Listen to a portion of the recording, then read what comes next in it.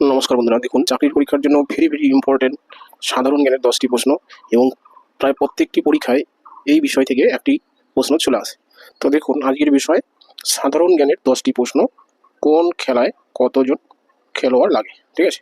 অর্থাৎ কোন খেলায় কতজন করে খেলোয়াড় থাকে আর প্রত্যেকটি দলে। যেমন কি 1 নম্বর প্রশ্ন বলেছে ব্যাডমিন্টনে বন্ধুরা একজন বা দুজন, সিঙ্গেল অথবা ডাবল হলে দুজন, সিঙ্গেল হলে একজন করে প্রতি দলে খেলোয়াড় লাগে, ঠিক আছে।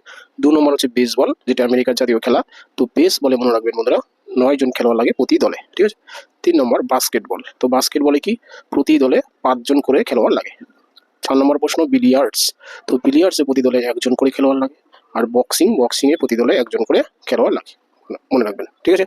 6 নম্বর ব্রিজ খেলায় প্রত্যেকটি দলে 2 জন করে সদস্য লাগে। দাবা খেলায় 1 জন করে লাগে। ক্রিকেট খেলায় 11 জন লাগে। এবার বলেছি 9 নম্বর ক্রকওয়েস্ট, এটাও একটি বিদেশি খেলা। এটা বন্ধুরা 13 জন বা 15 জন করে লোক লাগে প্রতি দলে, ঠিক আছে।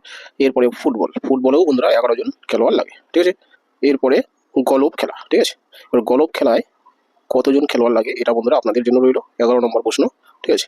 এই গলফ খেলায় কতজন খেলোয়াড় লাগে প্রতি দলে সেটা কিন্তু আপনাদের জন্য রইল, ঠিক আছে। অর্থাৎ কমেন্ট সেকশনে আমাকে জানাবেন যে গলফ খেলায় কতজন করে প্রতি দলে সদস্য লাগে, ঠিক আছে।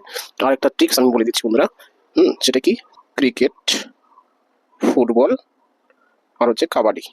ক্রিকেট, ফুটবল আর কি কাবাডি, এই 3টি খেলার প্রত্যেকটি খেলাতে প্রতি দলে 11 জন করে খেলোয়াড় লাগে। অর্থাৎ কি একটি ট্রিক্সের 3টি প্রশ্নের আপনার উত্তর জানা থাকবে যে কাবাডি, ক্রিকেট, ফুটবল প্রত্যেকটি দলে 11 জন করে খেলোয়াড় লাগে, ঠিক আছে।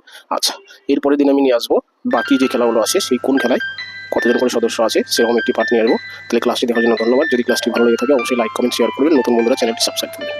রাখছি বন্ধুরা, থ্যাংক ইউ।